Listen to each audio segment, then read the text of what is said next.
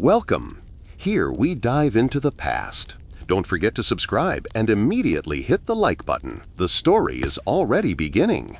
Imagine yourself in 323 BCE in Babylon. The hot air, filled with aromas and dust, seems motionless. You are in one of the greatest cities of the ancient world, the capital of a massive empire. Majestic palaces rise above the streets, boats slowly move along the canals, and in the heart of it all, in the luxurious chambers of Nebuchadnezzar's palace, the man whom the world knows as the King of Kings is dying. Alexander of Macedon is only 32 years old. His voice has grown hoarse, and even the best doctors are powerless. His generals, wives, and confidants have gathered around him. The question tormenting everyone standing by his bedside is simple: what now? The empire, stretching from the Balkans to India, is losing its ruler, and no one knows what will happen next. But beyond these walls, the world has long since accepted his legend. Soldiers swear by his name, historians record his exploits, and his personality becomes a myth. How did the son of a Macedonian king, a student of Aristotle, and the man who conquered half the known world manage to achieve such fame? Why, even after 2,000 years, does he remain a symbol of greatness? Alexander did not just win battles, he created history. He combined the talent of a general, political genius, limitless ambition, and charisma before which even enemies bowed. His army crossed deserts, mountain passes, and raging rivers, yet never lost faith in its leader. He didn't just build an empire, he inaugurated an era, the era of Hellenism, fusing Greek energy with Eastern wisdom. He is compared to Napoleon, Genghis Khan, and Caesar. Napoleon studied his military campaigns, dreamed of repeating his feats, and even slept with the Iliad under his pillow, as Alexander himself allegedly did. Genghis Khan, like Alexander, created an empire but did not strive for cultural synthesis, merely subjecting peoples.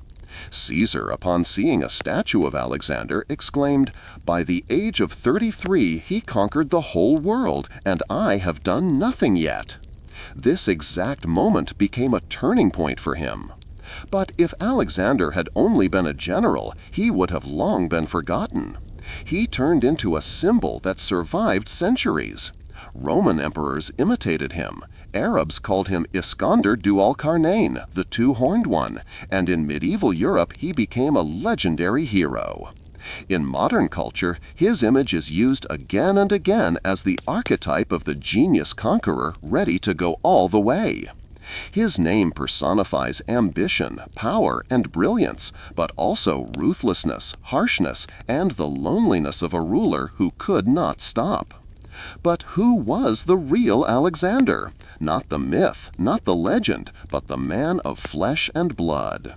How did he rise to power? Why did his army follow him to the ends of the earth? And what truly destroyed the greatest conqueror of antiquity?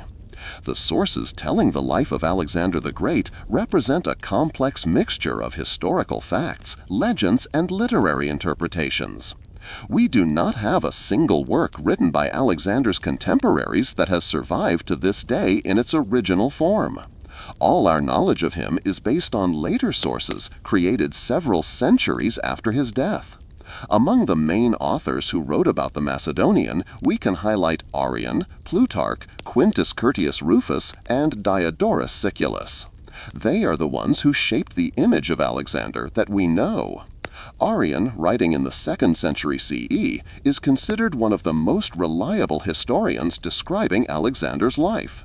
His work, Anabasis of Alexander, is based on the memoirs of two of the conqueror's contemporaries, Ptolemy, who was his comrade in arms and later became king of Egypt, and Aristobulus, an engineer and participant in the campaigns. Arrian strived for objectivity, but his work is still hagiographic. He was a proponent of the image of Alexander as a wise ruler and talented general. Plutarch, the author of Parallel Lives, wrote about the Macedonian from a biographical and philosophical point of view. He didn't so much analyze military campaigns as try to understand Alexander's character, his actions, ambitions, and unique qualities. In his works, we find famous anecdotes, such as the story of how Alexander tamed his horse Bucephalus in childhood, or how he cut the Gordian knot. Plutarch often used striking anecdotes to emphasize the hero's personality, but his work cannot be considered purely historical. Quintus Curtius Rufus, a Roman historian of the 1st century CE, wrote History of Alexander the Great, which excels in vividness and narrative drama. He is considered one of the most unreliable sources.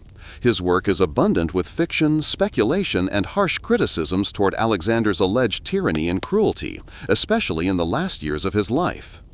Diodorus Siculus, writing in the 1st century BCE, included a story about the Macedonian in his Historical Library, an extensive work covering world history.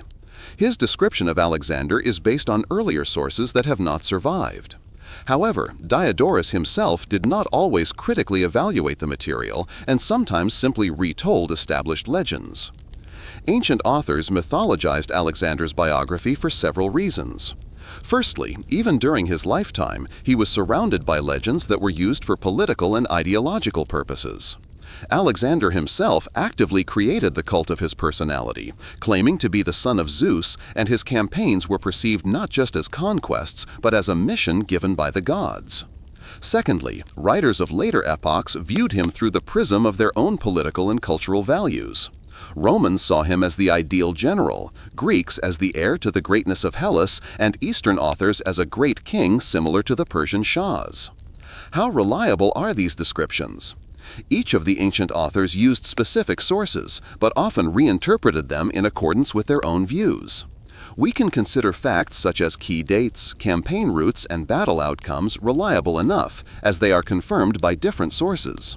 However, Alexander's personality, his motives, and even the details of his death remain subjects of debate. Modern historians are forced to reconstruct the truth by comparing different versions of events and analyzing the influence of propaganda. Thus, the image of Alexander the Great that has reached us is a complex combination of reality and myth, in which historical truth is intertwined with idealization, artistic fiction, and political interpretations. The legend of Alexander the Great's birth is one of the first and most significant attempts to turn his life into a myth. From childhood, he was surrounded by stories of his divine origin, and these stories did not just flatter the young prince, but served as an important tool for legitimizing his power. Was he truly the son of Zeus, or was this a calculated political strategy? One of the key elements of the myth of Alexander's birth was his mother Olympias's famous visit to the Oracle of Delphi. According to tradition, before Alexander was born, the oracle informed Olympias that her son would be like a lion, invincible and divine. Moreover, in many versions of this story, it is claimed that Philip II, his father, also received a prophecy, but a much more disturbing one. Once, in a dream, he saw Olympias lying with a huge snake, and her body was surrounded by lightning. Interpreters of dreams explained this as a sign that the child she carried was of divine origin. Subsequently, Olympias herself supported this version, hinting that her son was born not of a mortal man, but of Zeus. Snakes and lightning were traditional symbols of Zeus, and his union with mortal women was a common motif in Greek mythology. The legend that the father of the gods himself took Olympias as his mortal lover placed Alexander in line with Heracles and Perseus, heroes who were also considered his sons. It is important to understand that such stories did not simply satisfy the pride of the young king, but strengthened his position among the Macedonian aristocracy and the Greeks, many of whom despised Macedonians as semi-barbarians. If Alexander was the son of Zeus, then he was not just a man, he was a divinely chosen ruler worthy of obedience. The political significance of this myth became especially evident in Egypt, where Alexander was officially recognized as the son of Ammon, the Egyptian god whom the Greeks identified with Zeus. The priests of the temple of Ammon at Siwa greeted him as a demigod, and he, in turn, began to call himself the son of Zeus Ammon. This was not a simple gesture. This was him incorporating himself into the traditions of the great Eastern monarchs who ruled not by right of conquest, but as the children of gods. Skeptics may say that all these legends are just a beautiful political fable created to strengthen power, but here it is vital to understand that in the ancient world, divine origin was not a myth, but a crucial element of legitimacy. The belief that Alexander was more than a man allowed him not only to unite the Macedonians, but also to conquer entire civilizations, making them see in him not an enemy, but a legitimate ruler. So, who was he really? The son of the thunder god, or simply a skillful politician who knew how to use myth to his advantage? The answer to this question depends on how ready we are to believe in the power of legends that continue to inspire people today. So, who was Alexander of Macedon? The son of Zeus, or a man who managed to turn myth into an instrument of power? Whatever the case, the legends of his divine origin helped him consolidate his status, but they alone did not make him great. The real foundation of his future conquests was not the power of the gods, but the strength of the state created by his father. If Alexander entered history as the great conqueror, Philip II was the great builder. He didn't just leave his son a throne, he completely transformed Macedon, turning it from a secondary Balkan kingdom into a military superpower. By the day of his death, all of Greece was under his rule. His army was the most disciplined and effective in the world, and he himself was already preparing for the invasion of Persia. This was the empire that Alexander inherited. But were his victories solely Alexander's merit, or did he merely utilize the fruits of his father's labor? What role did Philip play in his son's formation, and why were their relations so complicated? When Philip II came to power at the age of 24, Macedon was in a catastrophic state. Its lands were ravaged by Illyrians, Thracians, and Athenian mercenaries, the economy was undermined, and the nobility was struggling for influence. Philip not only managed to stay on the throne, but also began the systematic strengthening of the state. First and foremost, he reformed the army, turning it into a powerful, disciplined machine geared toward conquering the entire known world. It was Philip who created the Macedonian phalanx, a tactical formation that made his army virtually invincible. He lengthened his soldiers' spears, turning them into deadly sarissas up to 5 meters long, and introduced continuous military training. Unlike the Greek city-states, which assembled troops only for the duration of campaigns, Macedon now had a professional army loyal to the king. However, the phalanx alone was not enough for dominance over Greece. Philip understood that not only infantry but also cavalry played a key role in battles. He reformed the elite unit of heavily armed horsemen, the Hetairai, companions, who attacked in a wedge formation and could break enemy lines. This cavalry, composed of Macedonian nobles, became the primary striking force of the army. It was the companions who would play a key role in Alexander's battles. But military reform is only part of Philip's legacy. He was not an adventurous general, but a subtle politician and diplomat. He understood that to conquer Greece, he needed more than just to subjugate cities. He needed to manipulate political life. He recognized that Hellas had been fragmented for centuries and that individual polis could be subjugated without heavy losses. He did not storm Athens, but first weakened its influence by subjugating its allies. He did not destroy Thebes, but presented them with the fait accompli of his power. The culmination of his policies was the Battle of Chaeronea, where the Macedonians crushed the united Greek forces, after which Philip created the League of Corinth, formally uniting the Greek cities under his authority. Despite many polis hating Macedonian rule, Philip achieved recognition of his leadership without destroying the city-state system. However, Philip was not an unchallenged ruler. Like many powerful kings, he created too many enemies both outside Macedon and within it. He did not hide his numerous love affairs, and this led to conflict within his family. The most serious discord occurred when Philip married the young Macedonian noblewoman Cleopatra Eurydice from the family of Attalus. This marriage changed the balance of power at court, as Philip could now have children who would have more claim to the throne than Alexander, whose mother Olympias was an Epirote princess. At the wedding feast, Cleopatra's uncle Attalus, being drunk, declared that Macedon would finally have a legitimate heir. Alexander, taking this as an insult, threw a cup of wine at him. Philip, also drunk, tried to attack his son but stumbled and fell. Alexander, looking at him contemptuously, said, "Here is a man who wants to cross from Europe to Asia, but cannot even cross over the banquet table." After this conflict, Alexander and his mother were forced to leave Macedon. However, after some time, Philip recalled his son, recognizing him as his most capable heir. But this peace did not last long. A few months later, at the wedding of Philip's daughter, the king was assassinated by his bodyguard Pausanias. The assassin was immediately killed, but the question of who was behind the attempt remains open. According to one version, the murder was an act of personal vengeance. Pausanias had been offended and humiliated by Philip. However, there are also political theories. Perhaps Olympias, who hated Philip, was involved in the conspiracy, or possibly Alexander himself, who feared the appearance of a new heir. Either way, Philip's death became a moment of truth for Alexander. He instantly seized power, brutally suppressed all potential contenders, including the infant son of Cleopatra Eurydice, and solidified his position. But Philip's legacy lived on in him. His influence was felt in every battle, every decision, and every strategic move of the man who turned Macedon into an empire even before Alexander. However, unlike his father, Alexander was not a realist politician. He was a dreamer and a conqueror. Philip wanted power, Alexander wanted eternal glory, and this very difference made him great. The image of Alexander the Great is often associated not only with military valor, but also with intellectual heritage. His teacher was Aristotle himself, the greatest philosopher of antiquity, which gave rise to many legends about how deeply Alexander was immersed in science and arts. But how true is this image?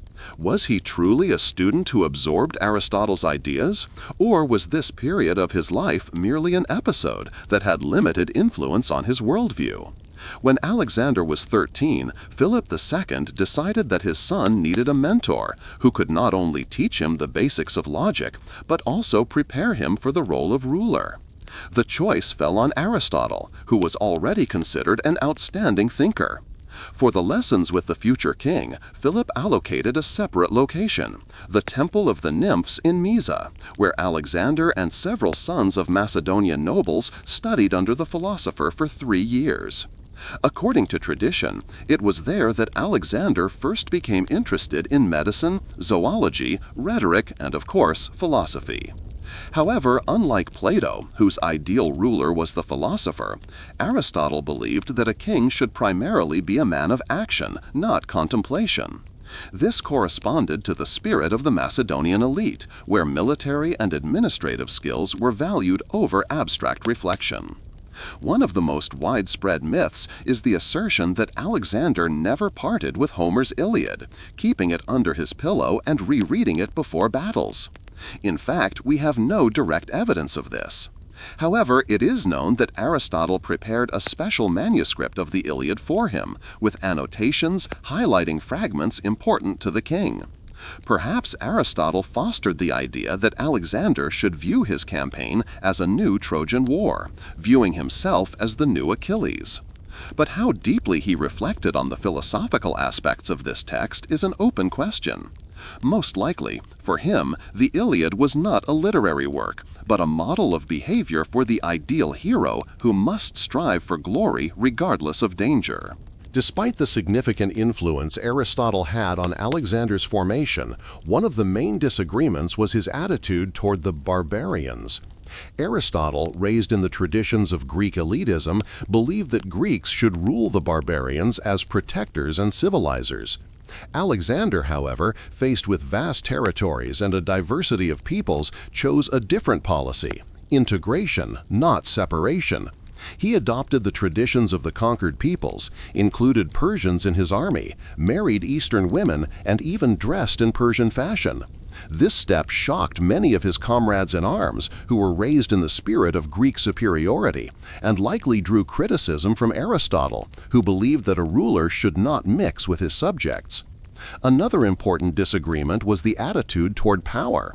Aristotle, being a student of Plato, believed that the ruler should be limited by laws and counselors, and that monarchy should serve the good of the state. However, Alexander, especially after the conquest of Persia, increasingly perceived his power as absolute.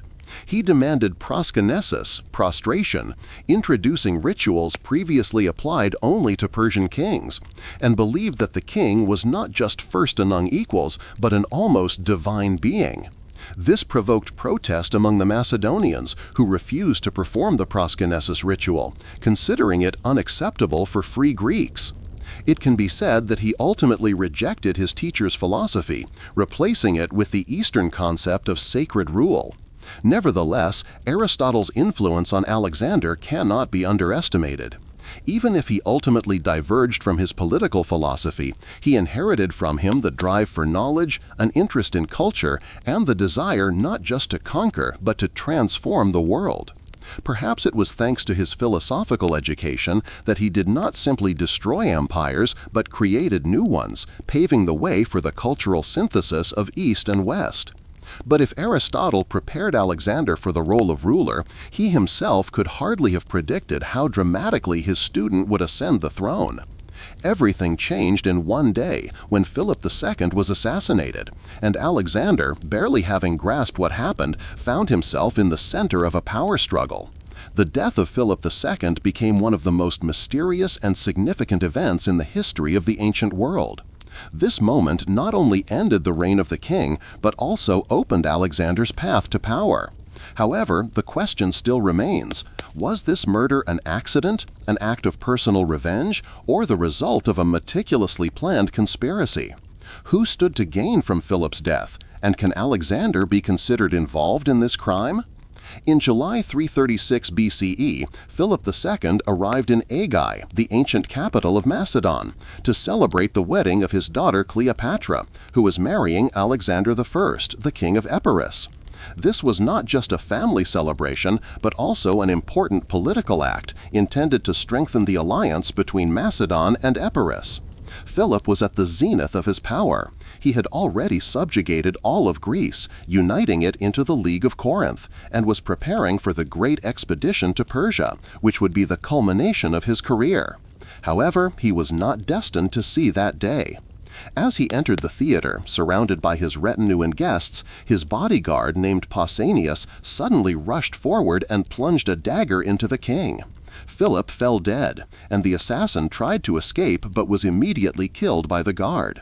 The official version of the murder long remained personal revenge. According to ancient authors, Pausanias was of noble birth, but had once been subjected to ridicule and humiliation at court. The culprit was Attalus, the uncle of Cleopatra Eurydice, Philip's new wife. According to the legend, Pausanias had once been Philip's favorite, but after the appearance of a new favorite, his position at court weakened. To restore his honor, he insulted Attalus, implying he was unworthy to command troops. In response, Attalus and his men subjected Pausanias to cruel humiliation. Pausanias complained to Philip, but the king refused to protect him. Since then, Pausanias had been plotting revenge, which he carried out on the wedding day. However, many historians doubt that Philip's murder was simply an act of personal revenge. Too much happened too conveniently. Pausanias did not try to hide, and his death immediately after the attack meant he left no explanation. This suggests a conspiracy, and if so, who could have been behind this crime? The first suspect is traditionally Olympias, Alexander's mother. Her hatred for Philip was widely known. After the king married Cleopatra Eurydice, her position at court became precarious, and her son risked being pushed aside from the succession. To top it all off, Olympias was not just a queen, but also a priestess of the cult of Dionysus, and her influence at court remained strong. Ancient authors claim that after Philip's death, she brutally dealt with his young wife and her newborn son, thereby eliminating the last potential claimant to the throne. This suggests that she might have been interested in eliminating Philip even before his death. But if Olympias indeed stood behind the murder, did Alexander know about it? Opinions differ here. On the one hand, Alexander acted too quickly after his father's murder, leaving no room for doubt. He immediately gathered supporters, gained the recognition of the army, and eliminated all potential competitors. Moreover, shortly after the assassination, Attalus and all his supporters were killed. Even if Alexander did not know about the conspiracy beforehand, he certainly had no intention of punishing the culprits after Philip's death. On the other hand, it is difficult to imagine that the young prince, who was in a difficult position at court, would have decided to kill his own father, especially in such a public way. Besides Olympias and Alexander, the Persians were also named among the possible instigators.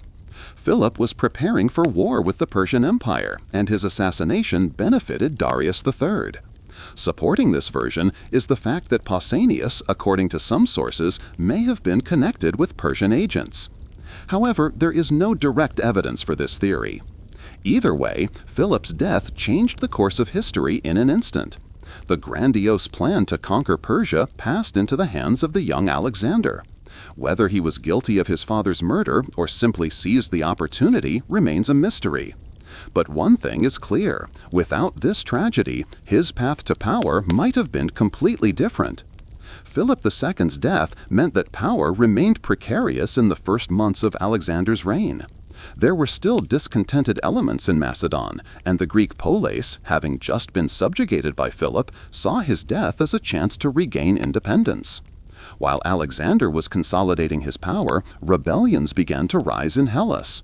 The young king acted swiftly and brutally. It was during these months that the decision was made whether Alexander would rule only Macedon or all of Greece. After Philip's assassination, Athens was the first to try to take advantage of the situation. Influential Athenian orators, primarily Demosthenes, declared that Macedon no longer posed a threat and that the time had come to restore freedom and seek support from other polis.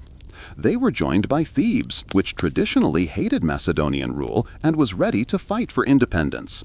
The Thebans raised a revolt, besieged the Macedonian garrison in the Cadmea fortress, and called for resistance. Alexander, barely having assumed power, immediately marched south, gathering his army and reaching Greece in a matter of weeks. The Thebans, not expecting such speed, were trapped. Alexander did not engage in lengthy negotiations and immediately surrounded the city. He offered the Thebans a chance to surrender, but they refused. Moreover, the Thebans, in their propaganda, called Alexander not the Macedonian king, but a barbarian, hinting at his semi-feudal status. Alexander decided to make an example of them. He took the city by storm and ordered the inhabitants to be sold into slavery, and the city itself to be razed to the ground. Of all the structures, only the temples and the house of the poet Pindar, whom Alexander respected, were spared. The remnants of the city were left as a warning to all of Greece. Any rebellion against Macedon would be brutally suppressed. The news of Thebes' fall quickly spread, putting an end to organized resistance against Alexander in Greece. But if Thebes was destroyed, why did Athens, which also rose in revolt, avoid a similar fate? The fact is that Athens, seeing the fate of Thebes, hurried to send ambassadors with apologies. Furthermore, Alexander understood that the destruction of Athens would bring him no benefit. Unlike Thebes, which was only a military force, Athens was the intellectual center of Greece. Its destruction could invite the hatred of all Hellas, and Alexander, despite his harshness, was already thinking strategically. It was more advantageous for him to have Athens subjugated but preserved than to turn it into ruins. Consequently, Athens retained its autonomy, although it was forced to recognize Alexander's authority. All of Greece understood that Philip's son had not merely retained power, but had confirmed his dominance by force. Now the path to the east was open before him, and no one in Hellas intended to interfere with him in this matter. Greece was subjugated. In the spring of 334 BCE, Alexander transported his army across the Hellespont into Asia Minor, announcing the beginning of the war against the Persian Empire. This moment marked the starting point of his great conquests that would change the world. However, Persia remained the most powerful state of the time. Its land stretched from Egypt to India. Its army was numerous, its resources inexhaustible, and strategically important cities were protected by powerful fortress walls. To defeat such an empire required not just the force of arms, but impeccable strategy, adaptability, and precise calculation. The first serious test awaited Alexander at the Granicus River. After crossing into Asia, he began advancing eastward, liberating the Greek cities of Ionia from Persian rule. This allowed Alexander to secure the support of the local population, create a reliable rear, and strengthen his reputation, not as a conqueror, but as a liberator. However, the Persian satraps had no intention of ceding the lands of King Darius without a fight. They assembled an army and met the Macedonians at the mouth of Asia Minor, choosing a favorable defensive position on the Granicus River. The Persian army occupied advantageous heights on the opposite bank. Their cavalry lined up along the river, and the infantry and Greek mercenaries were higher up, ready to attack if the Macedonians attempted to cross. When Alexander arrived at the Granicus, his generals advised him to wait until morning to cross the river with better visibility and in more convenient conditions. However, Alexander understood that waiting would only allow the enemy to strengthen their defenses and demotivate his soldiers. He ordered an immediate attack. The Macedonian cavalry was the first to rush into the water, attempting to force a breakthrough to the opposite bank. However, the current slowed them down, and the Persian cavalry, having the advantage of height, crashed down upon them. In the ensuing skirmish, the Macedonians lost their balance. Their spears went underwater, and the enemy struck from the hills. At one point, it seemed that the attack would fail. But then Alexander himself led the striking force of his elite companions and plunged into the thick of the battle. His cavalry attacked the flank, broke through the Persian ranks, and caused widespread confusion. The Persian horsemen wavered and began to retreat. They were followed by the Macedonian phalanx, which by this time had already crossed the river and moved against the enemy in tight formation. The Persian infantry became disorganized, and the Greek mercenaries, not receiving orders for support, broke and fled. The Battle of Granicus was not the largest battle in Alexander's campaign in Asia, but its significance extended far beyond one battlefield. Firstly, it demonstrated his tactical boldness and his ability to take risks by personally participating in the attack.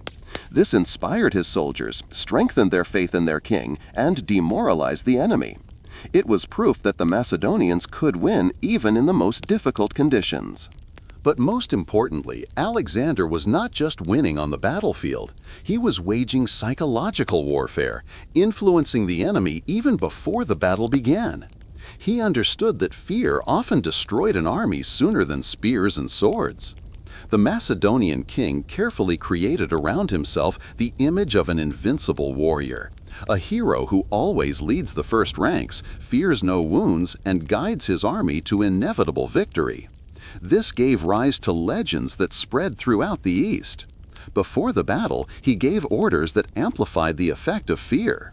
In conquered cities, he did not destroy sanctuaries and respected local traditions, showing that he did not come as a barbarian, but as a legitimate successor to power. However, against those who offered determined resistance, he staged exemplary massacres, so that others would think twice about resisting. Persian warriors heard stories of the Macedonian king who personally leads attacks, swims across rivers under a hail of arrows, and finds a way out of any trap. This psychological warfare demoralized the enemy even before the battle began. Thus, Alexander fought not only with the sword, but also with the legend of himself. The victory at Granicus opened his way deep into Asia Minor. Before him now lay the immense wealth of Persia, but also new dangers. Forward, into the heart of Darius's empire, into lands that had never seen such a conqueror. After the victory at Granicus, the path into the depths of Asia Minor was open, and Alexander continued his swift march eastward.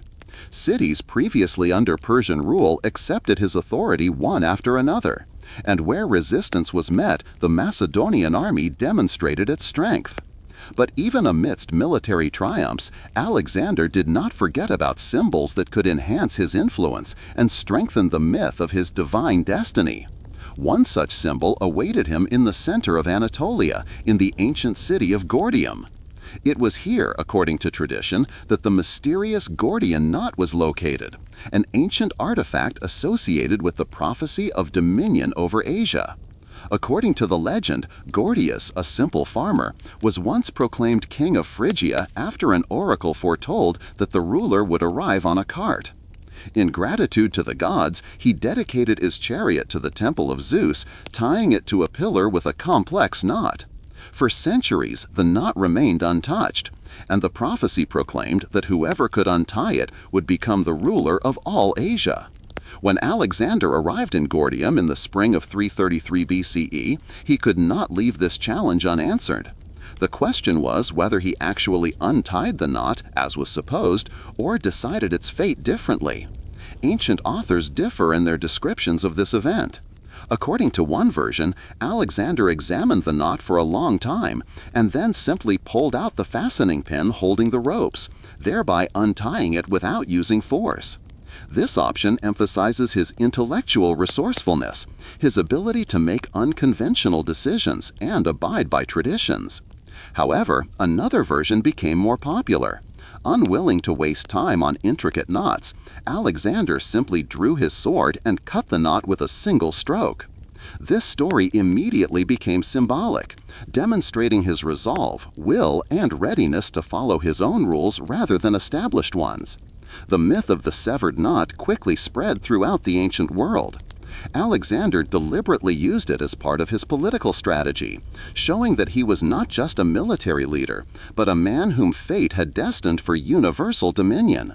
For both enemies and allies, this was another confirmation of his exceptional nature, and a reason to rally around him. The legend of the Gordian knot solidified his image as a leader who doesn't wait, doesn't hesitate, and doesn't submit to old laws, but moves forward, creating his own destiny. This symbolism accompanied him throughout the campaign, because real tests awaited him ahead: the encounter with Darius III himself, and the first battle that would decide the fate of the entire Persian Empire. The myth of the severed Gordian knot strengthened the Macedonians' belief in the special destiny of their king, but ahead lay challenges where the sharp edge of the sword and the strength of the army mattered more than signs of destiny. Deep in Asia, Alexander knew that sooner or later he would have to meet face-to-face with the Persian king Darius III. Darius mobilized the empire's forces against the Macedonian advance and assembled a massive army to personally halt the invasion. In the autumn of 333 BCE, the two greatest armies of the ancient world met in battle near the city of Issus, and this day became a moment of truth for both empires. Darius possessed an incomparably larger army, but his forces had serious weaknesses. They were tactically complex and heterogeneous. Warriors from different provinces spoke different languages, used different tactics, and were not always motivated to fight for Darius. In contrast to the Macedonians, for whom victory meant a further path to glory and wealth, many in the Persian army fought only by order. Alexander's army, though smaller, was cohesive and highly professional. Every soldier knew his place in the formation and believed in his leader.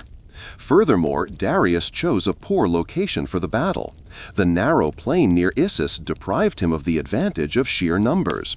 The Macedonians could hold the line without allowing the Persians to surround them, and the discipline and tactical flexibility of the Macedonian phalanx provided a decisive advantage. When the battle began, Alexander personally led the cavalry charge on the right flank, crushing the Persian units. At the same time, his infantry endured the pressure of the main mass of Persian warriors. Darius, seeing that his best troops were beginning to waver, made a fatal mistake. He decided that the battle was lost and was the first to flee. Surrounded by bodyguards, he abandoned the battlefield, leaving his army without command. This led to panic in the Persian army, and soon the flight became general. The Macedonians achieved a decisive victory. However, Alexander did not immediately chase Darius, though he could have attempted to capture him that very day. Instead, he focused on capturing the Persian camp, which contained immense wealth, as well as Darius's family, his mother, wife, and children. This step had important strategic significance. Alexander could now use Darius's relatives as a political bargaining chip, emphasizing that the Persian king had not only lost the battle, but also failed to protect his own family. Issus became not just a victory, but a symbol of Alexander's superiority over Darius. The Macedonian king proved that he was not a random conqueror, but a general unparalleled in history. The troops following him now believed that he was truly invincible. But as long as Darius remained alive, the war was far from over, and new challenges awaited Alexander, including one of the greatest battles of his life. After the victory at Issus, it became clear that the war with Persia was not yet over. But instead of immediately pursuing Darius deep into Asia, Alexander made an unexpected decision: to turn south toward Egypt. This move was not only a military necessity, but also part of his grandiose political scheme. The liberation of Egypt from Persian rule was intended to reinforce his reputation not as a mere conqueror, but as the legitimate ruler of ancient lands. The Egyptians greeted Alexander as a savior. For 200 years, the country had been under Persian rule, and although Egyptian priests and aristocracy formally retained their influence, their independence was merely an illusion. Persian kings treated Egypt as a tributary province, and the priests of the local temples saw them as foreigners who did not respect traditions and gods. In contrast, Alexander behaved differently. From his first days in Egypt, he demonstrated respect for local beliefs, offered sacrifices in the temples, and confirmed the privileges of the priesthood. For the Egyptians, this was a sign that he was a liberator sent by the gods, not a conqueror. The culmination of Alexander's Egyptian campaign was his meeting with the oracle of Amun in the Siwa oasis. This temple was considered one of the most sacred places in the ancient world, and the oracle himself was one of the most authoritative. The Greeks identified Ammon with Zeus, so Alexander traveled there not just as the new ruler of Egypt, but as the son of God. The long journey through the desert, the challenge of heat and water scarcity, all intensified the mystery of his mission. When he arrived at the temple, the priests greeted him with honors and admitted him to the oracle. What exactly was said to Alexander remains a mystery. According to one version, he inquired about his destiny and received confirmation that he was the true son of Zeus Ammon, born for great deeds. According to another version, the priests simply called him the Son of God, which was the traditional address to a pharaoh, but Alexander took it literally. Whatever the case, after his visit to Siwa, he no longer doubted his divine destiny. Now he was not just the Macedonian king, but a man to whom the gods had granted the right to world dominion. This episode changed his perception of power and perhaps his very personality. Returning to Egypt, he founded Alexandria, a city intended to become the symbol of the new Hellenistic world. But soon he had to leave Egypt, for ahead awaited the main confrontation with Darius that would decide the fate of the entire Persian Empire. After the Egyptian triumph, Alexander was no longer just the Macedonian king. Now he saw himself as the legitimate ruler of ancient lands and the successor to great empires. However, his main goal, the final defeat of Persia, had not yet been achieved. Darius III, despite the defeat at Issus and the loss of Egypt, managed to gather a new army and prepared to give Alexander one final decisive battle. In the autumn of 331 BCE, the two armies met in the Battle of Gaugamela, a battle that decided the fate of the entire East. The Persian army significantly outnumbered the Macedonians. By various estimates, Darius amassed between 200,000 and 500,000 warriors, including cavalry, war elephants, and elite mercenaries. Moreover, Darius had chosen the battlefield carefully, hoping to use his numerical advantage and surround Alexander's army. It seemed that this time Darius had learned the lessons from the defeat at Issus and was ready for Macedonian tactics. However, Alexander managed to impose his own strategy on the enemy, and the discipline of his army made the outcome of the battle predictable. The battle began with the Persian cavalry attempting to outflank the Macedonians. Darius hoped to surround Alexander and destroy his army through numerical superiority. However, the Macedonians, anticipating this maneuver, used the tactic of feigned retreat, drawing a part of the Persian cavalry aside and exposing the center of their formation. It was at this moment that Alexander delivered his main blow.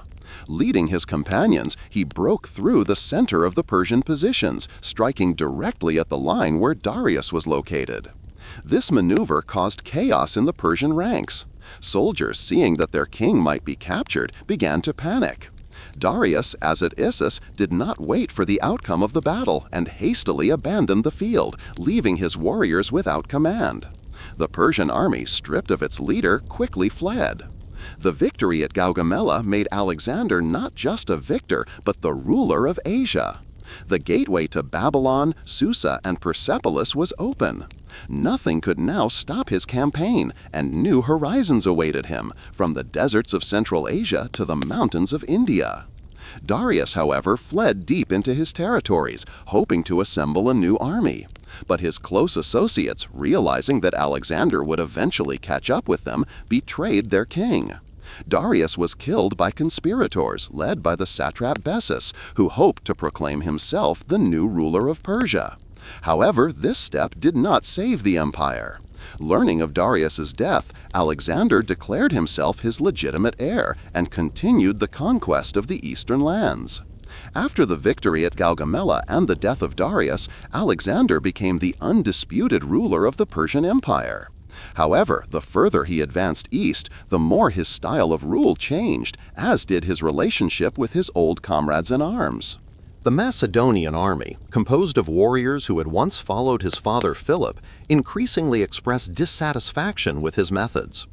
Alexander adopted Eastern traditions, demanded proskynesis, prostration, surrounded himself with Persian advisors, and his ambitions went far beyond the conquests familiar to Macedonians.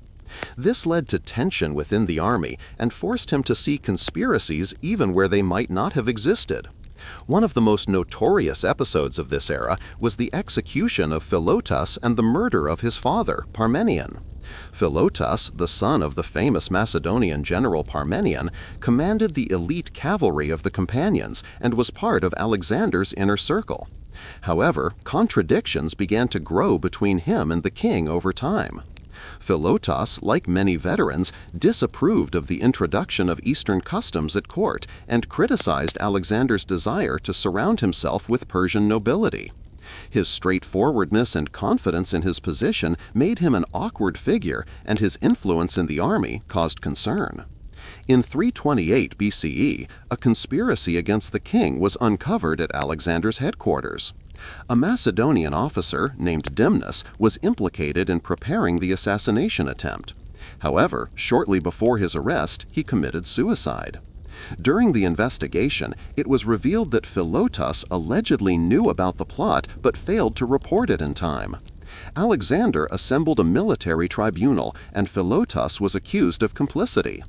Under torture, he confessed to treason, though it is unknown whether this was true or if he simply said what was demanded of him. Philotas was stoned to death by his own comrades. But the matter did not end with the son. Parmenion, the father of Philotas, was at this time in Ecbatana, controlling vast stores of provisions and the Macedonian treasury. Although there was no evidence of his involvement in the conspiracy, Alexander could not risk it. He knew that Parmenion, upon learning of his son's execution, might lead a rebellion. To give him no chance, Alexander sent assassins to Ecbatana with a forged letter in the name of the king. When the trusting Parmenion met them, he was immediately stabbed. This massacre became an alarming signal for all Macedonian generals. Now no one could feel safe. Alexander clearly demonstrated that he would tolerate not the slightest doubt in his authority, even if it involved the men who had helped him conquer the empire. A deep crack appeared in the core of the Macedonian army. More and more Macedonians began to see in their king not only a great general, but also a man ready to destroy anyone who seemed suspicious. Ahead awaited the war in Central Asia and India, but now his enemies might be not only external adversaries. While Alexander formally proclaimed himself the ruler of Asia, his conquest of the Persian Empire was not yet complete. The eastern satraps and local rulers were slow to recognize his authority, and some Persian generals, including Bessus, the murderer of Darius, continued to resist. This forced Alexander to launch a new, grueling campaign into Central Asia, where the toughest expeditions in Bactria and Sogdiana awaited him, regions that had never been subdued without a long struggle. Bactria, located in the territory of modern Afghanistan, Uzbekistan, and Tajikistan, became the center of resistance to Macedonian rule. Here, Bessus proclaimed himself the new king of Persia, but his power was shaky, and many local rulers were merely waiting for a convenient moment to switch sides to the victor. Alexander understood that this war would not be like his previous triumphs. He would have to fight not only open battles, but also guerrilla warfare, overcoming difficult terrain and ravaged lands. The Macedonians faced fierce resistance from mountain tribes and fortresses located in hard-to-reach places. Especially fierce resistance was offered by the Sogdian ruler Oxyartes, one of Bessus's last supporters. His fortress, standing on a rock, was considered impregnable, but Alexander, demonstrating miracles of military engineering and strategic ingenuity, took it by storm. Among the captives was Oxyartes' daughter, the young Roxana, whose beauty, according to legend, captivated the conqueror himself. This marriage became an important political step. Alexander understood that military dominance alone would not ensure him lasting control over the East. Marrying Roxana, a representative of the noble Bactrian family, was intended to strengthen ties with the local aristocracy and partially relieve the tension between the Macedonians and the conquered peoples. It was a symbolic act, showing that he was not just a conqueror, but a ruler who sought to unite East and West. However, this marriage caused dissatisfaction among the Macedonian generals. Many considered that Alexander was drifting away from his roots, adopting Eastern traditions and forgetting his Macedonian soldiers. Moreover, the mere fact of marrying a barbarian princess seemed strange to the Macedonian nobility, accustomed to dynastic alliances within the Hellenic world. Despite this, Alexander continued his policy of integration, encouraging marriages between his officers and Eastern women, creating a new elite in which Greek and Persian elements were intended to merge. The marriage to Roxana became one of the key steps in his policy aimed at creating a new multinational empire. However, after Alexander's death, this union played a tragic role. Roxana bore him a son, but in the era of the Diadochi Wars, she found herself at the center of the struggle for the throne. Her marriage, which was supposed to unite East and West, ultimately led to her demise, when Alexander's rivals no longer saw her as a symbol of union, but only a threat to their ambitions. After conquering Bactria and Sogdiana, Alexander no longer had equal rivals left in Asia. He had defeated the last legitimate king of Persia, subdued vast territories from Egypt to Central Asia, and it seemed he could declare himself the lord of the world. However, his ambitions stretched further. In the eyes of the Macedonian king, the conquest of Persia was merely a stage, not the final goal. He saw himself as the heir not only to Achilles and Heracles, but also to the great Eastern rulers. Ahead lay India, a mysterious, unexplored country, known to the Greeks only through myths and merchants' tales. Alexander sought to reach the edge of the known world, and in the spring of 326 BCE, his army crossed the Indus River, beginning a new campaign. The Indian kings did not form a unified state, and often fought among themselves, which eased the task for the Macedonians. Alexander quickly subdued several small principalities, making alliances with local rulers and supplementing his army with Indian contingents. However, he soon encountered a serious adversary, King Porus, the ruler of a state on the banks of the Hydaspes River. Porus was an experienced general and knew the local conditions perfectly. Unlike Alexander's previous enemies, he possessed a unique advantage, war elephants, which instilled terror in the soldiers with their power and intimidating appearance. The Battle of the Hydaspes became one of the most complex in Alexander's career. Porus positioned his troops across the river, counting on the turbulent current to serve as a natural defense against the Macedonian attack. However, Alexander, using his usual tactic of deception, pretended to cross in one place, but then moved his troops to another section during the night. When dawn illuminated the battlefield, Porus's army faced an unexpected reality. Macedonian cavalry was already on their bank. Despite the suddenness of the attack, the Indian army met the enemy with incredible resilience. The main threat to the Macedonians were the elephants, which could easily crush the phalanx or overturn the cavalry. However, Alexander quickly found a solution. He ordered his warriors to attack the animals from a distance, showering them with arrows and javelins, aiming for the eyes and trunks, the most vulnerable parts.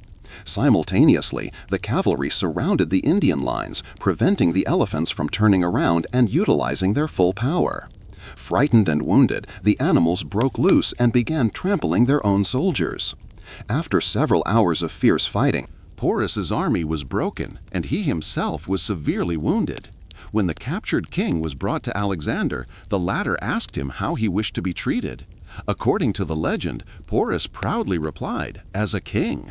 This answer impressed the Macedonian ruler. Instead of executing or humiliating his enemy, Alexander restored his royal title and even expanded his territories, making him his vassal. This step once again showed that he did not just conquer lands, but knew how to attract conquered rulers to his side, turning them into allies.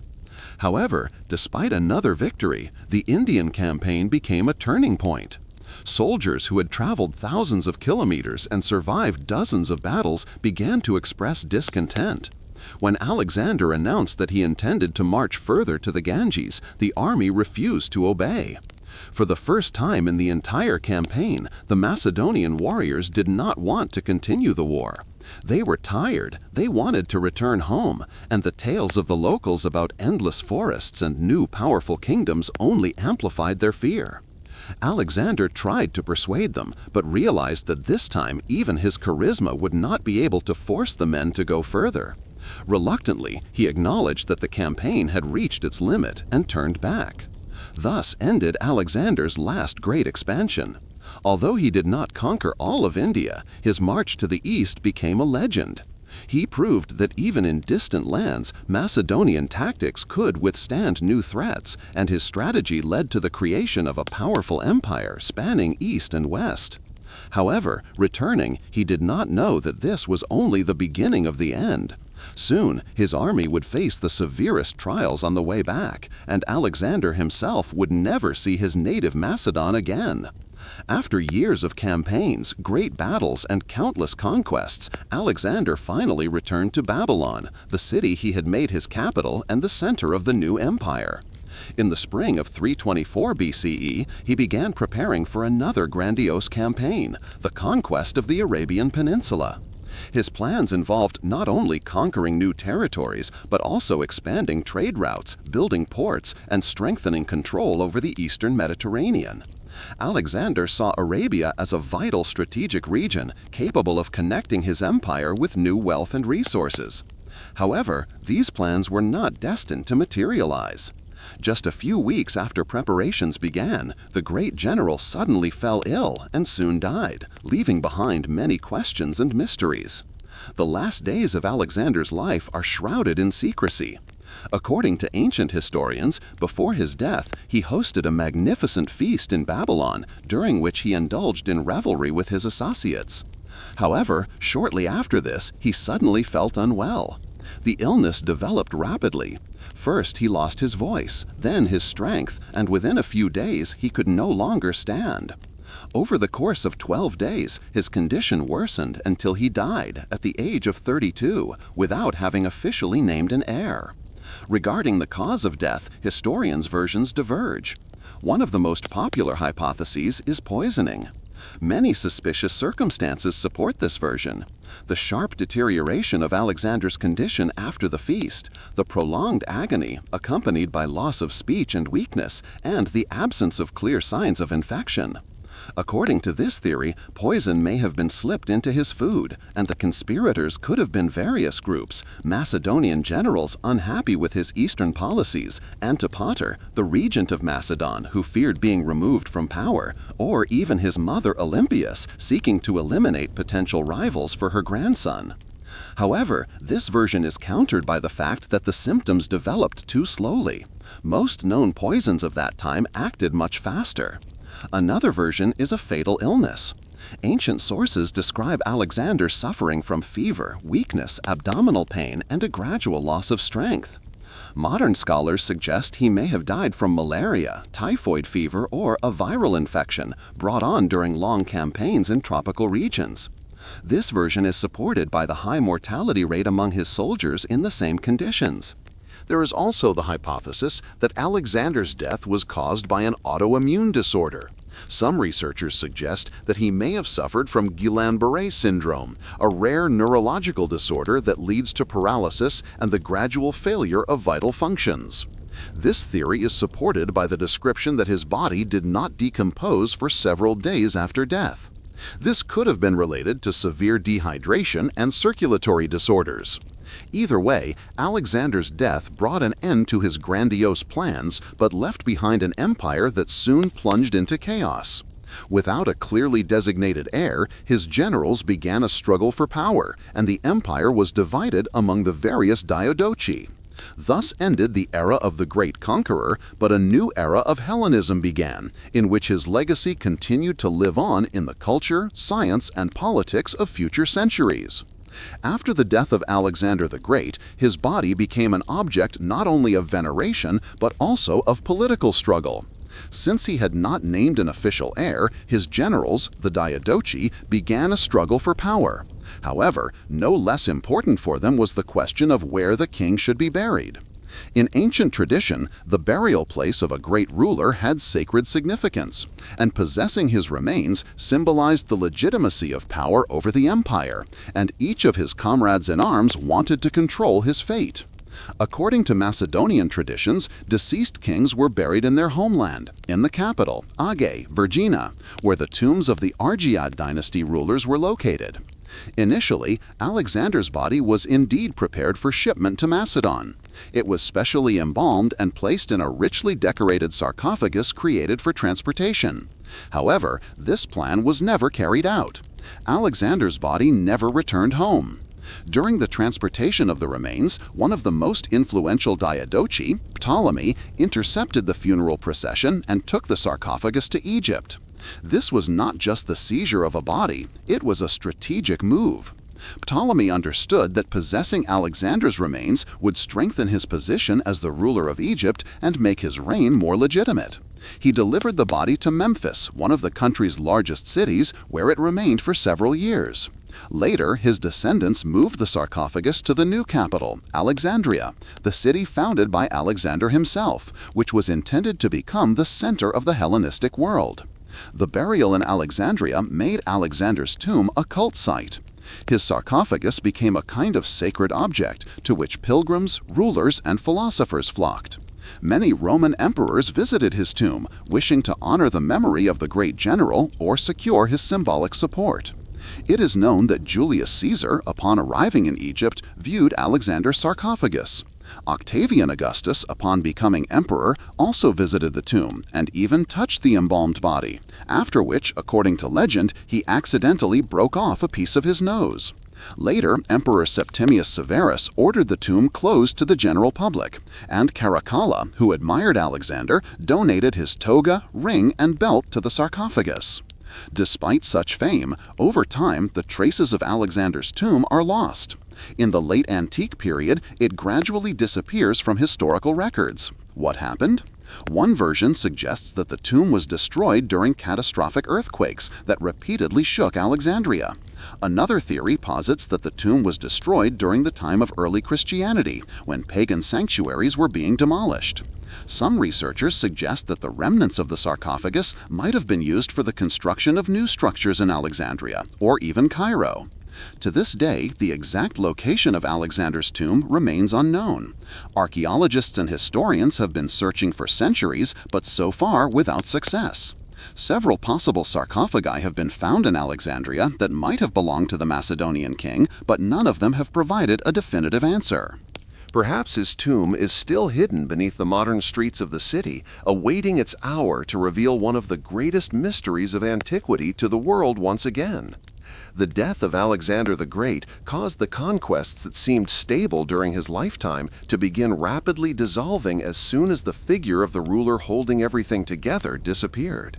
Although Alexander created a state stretching from the Balkans to India, he did not leave a clear plan for succession.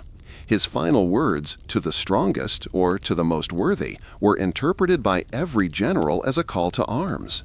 Each considered himself precisely the most worthy and entered into fierce battle.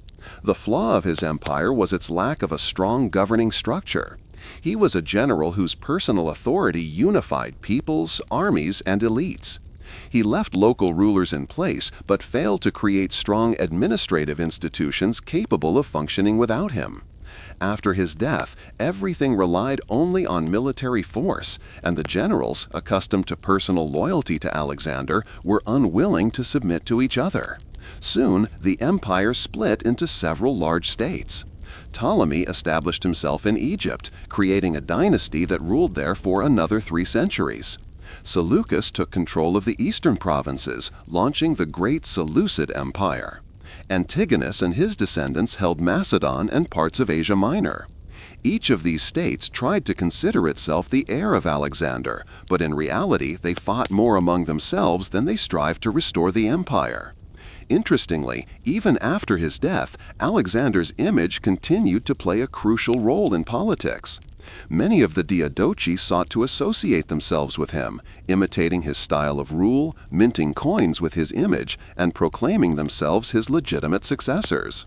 In Egypt, Alexander was revered as a god, and the Ptolemies used this cult to consolidate their power.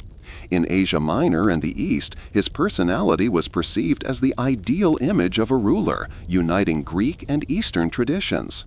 Even centuries later, Roman emperors like Caesar and Augustus tried to compare themselves to Alexander, seeing in him the standard of greatness.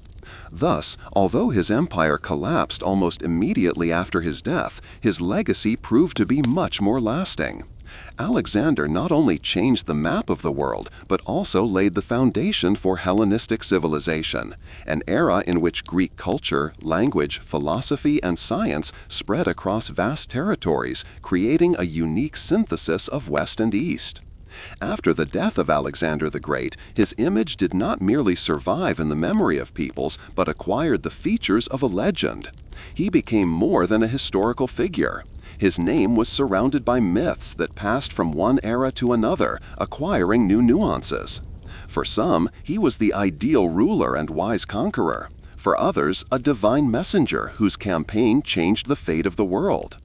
In medieval texts, his image was transformed, becoming part of epics, chivalric romances, and even religious traditions.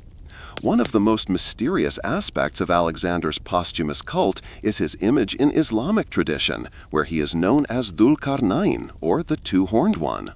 This title is mentioned in the Quran, where Dhul Qarnayn is described as a righteous king who traveled the earth and built a wall protecting people from the savage tribes of Gog and Magog. Although the Quran does not explicitly name Alexander, many medieval Muslim historians, including Al-Tabari and Ibn Khaldun, connected him with Dhul Qarnayn.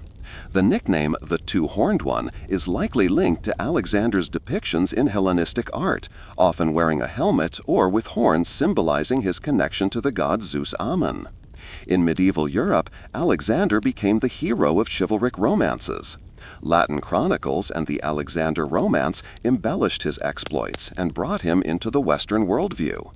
In these texts, he appears as the ideal conqueror, warrior, and sage who explores the world, investigates unknown lands, and strives for eternal glory. Some versions of the legends even tell of his attempt to reach the heavens by flying on a chariot. In Russia and Eastern Europe, Alexander's image also gained a special place. In the 18th century, he was perceived as the ideal ruler, compared to Peter the Great and Catherine the Great.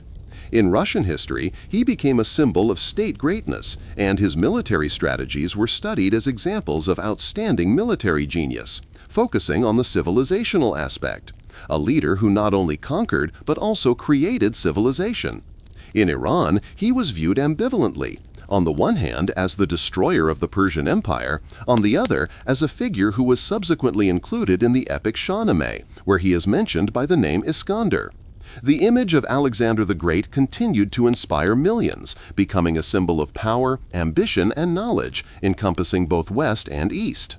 Every nation found something of its own in him. The Greeks saw the ideal hero, the Muslims a just king, and the Europeans the great knight who conquered the world. Alexander the Great died before reaching 33, but his name proved to be eternal. He did not just conquer vast territories, he changed the world, creating an empire that, though it collapsed shortly after his death, forever altered the political map and cultural landscape of the ancient world. Alexander remains the symbol of the #1 conqueror because no one else managed to achieve such large-scale success in such a short period, turning a small Macedonian kingdom into a state spanning 3 continents. His campaigns were not ordinary conquests. They were the driving force behind the spread of Hellenic culture, language, philosophy, and science, laying the foundation for Hellenism, which influenced all subsequent human history. What if he had lived longer? This question remains one of history's most intriguing mysteries. Perhaps he truly would have reached the edge of the known world, conquered Arabia and Carthage, or perhaps he would have faced a new wave of resistance and internal conspiracies. But one thing is certain: his continued rule would have cemented the influence of Hellenism even more, and perhaps even led to the creation of a stable, centralized world empire united under the rule of one man. His influence is impossible to overestimate. He inspired Roman generals, Napoleon, and commanders of the modern era. His tactics are still studied, and his image remains the embodiment of the ideal conqueror, a man who challenged the world and managed to subdue it. However, his story also carries a warning. Even the greatest empire built on the will of a single man is fragile. Alexander left behind a world he changed but could not hold. And yet, he remains the eternal symbol of ambition, genius, and the indomitable quest for greatness.